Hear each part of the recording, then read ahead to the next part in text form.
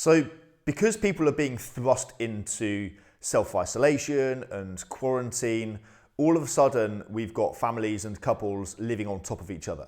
People who previously used to spend a significant portion of the day living apart. One or both of them go to work and then they meet up in the evenings at home, but now all of a sudden 24/7 they're living on top of each other. And this is causing a lot of struggles for a lot of people.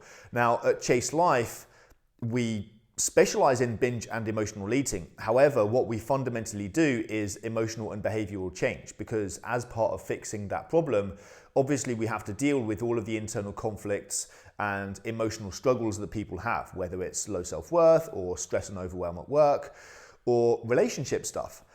So over the last 4 to 5 years, Rachel and I have been living on top of each other already. It turns out our regular lifestyle is almost quarantine anyway. We run the business together, we work from home together, we parent our children together. So we are, in each other's pockets a significant amount of the time anyway. And many people have asked us in the past, how do you do it? And my answer has always been, how would you not do it? Why would you resent spending time with the person that you've committed your life to? Now, I totally get that we all need our alone time and we all need our own activities that we do outside of the relationship, but not because you need an escape from your partner so that you can survive the relationship when you're together, not as a coping mechanism for dealing with this thorn in your side, but because these additional activities add extra value to your life in addition to the relationship. That's the difference. So I think one of the biggest bang for your buck pieces of advice that I can give people quickly and as humbly as I can here, based on our perspective and obviously our understanding of humans, human behavior, relationship dynamics, and emotional behavioral change, very simply would be to accept what's out of your control and assume that your partner is never going to change. Because one of the things that gets people stuck and gets people into all of these relationship battles, whether it's an obvious overt battle like an argument, or whether it's all of that silent stuff, giving somebody the cold shoulder, or just holding bitterness and resentment and complaining about them behind their back, or even just complaining about them inside your own head. A lot of that comes from fundamentally not accepting somebody for who they are today. It's based on only really accepting them for who you hope they're going to turn into in the future. Whereas if you just operated from the perspective, take one of the things that's a little niggle or a little complaint, and if you just operate from the assumption that this will always be the case, this person is always, forever and a day, going to do this particular behavior. And also it helps to eliminate the personal nature from it, because people don't do things to you in terms of it's not personal. All they're trying to do is meet their own emotional needs, regulate their own emotions.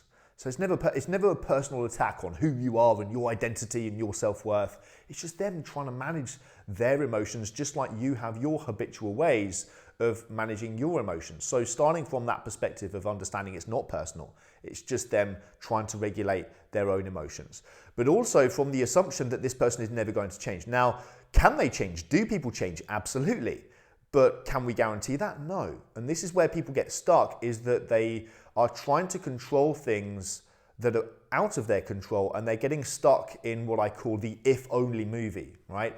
If only the coronavirus didn't exist. If only I had the job certainty and security that I want right now.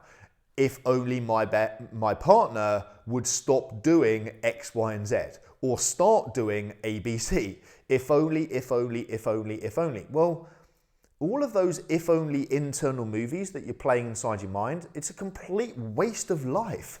It's a complete waste of your time and your focus and your energy, because it's something that fundamentally is out of your control. So what if, instead of trying to control it, wishing it would change, which is basically wishing for a version of reality that doesn't exist, right? The coronavirus does exist. We don't have these guarantees and predictability. So instead, we need to accept these things. That sense of acceptance is critical. That is very different from apathy. You can still be proactive, but acceptance is letting go of wishing that reality wasn't the way it is. It is. It's the way it is.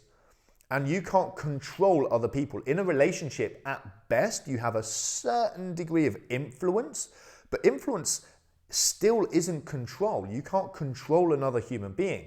So instead, what if we approached our relationships from the perspective of just assuming that my partner is always going to do this thing and always going to behave this way and always going to react this way. So instead of trying to change them and change their behavior, how could I show up differently in this situation if I just assume that that's always going to be the case? Because what gets people frustrated is just wishing, oh, why won't you stop? If only you would stop, like, stop doing it, blah, blah, blah.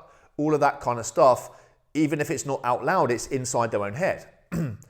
Well, that's kind of like complaining about the weather.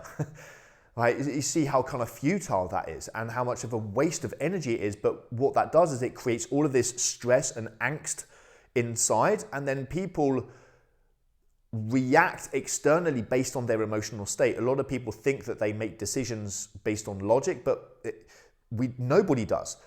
All human beings, even the people that think they're really mathematical and scientific and logical, everybody makes decisions for emotional reasons first, and then they justify them with logic later.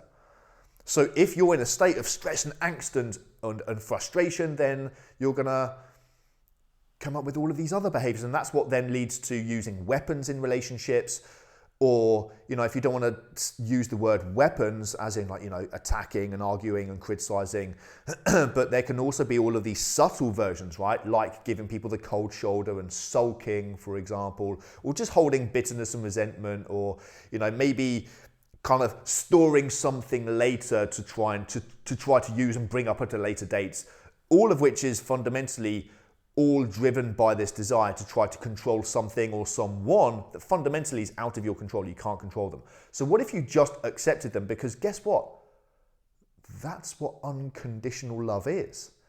Right? Remind yourself that if you have chosen to love this person unconditionally, that means there are no conditions. Unconditional. It's not conditional on them changing their behavior or their habits, or how they regulate their own emotions, or how they deal with stress, or how they deal with anxiety. What if you just chose to love them unconditionally and accept them wholeheartedly, totally and completely for who they are today, not who you hope they're going to turn into tomorrow? Because if it turns into the apocalypse, guess who's going to be your team player, and all of a sudden all of that insignificant, pointless stuff is going to be forgotten, right? Your partner, your family. Right? So realize what is completely trivial, and realize what is just purely us reacting to ego and trying to exert some invisible status on some kind of hierarchy that we have inside our minds, and interpreting all of these things as don't you know who I am kind of stuff. Instead, let's let go of all of that stuff, and let's just enter into this place of compassion, understanding people are not doing things personally, and this place of unconditional love and acceptance. Just choose to just assume that this person is always going to be the same way and always going to act the same way. I hope you guys found this useful. If you did, please act on it. Please actually use the information, and please also like and share and tag somebody who you think needs to hear this.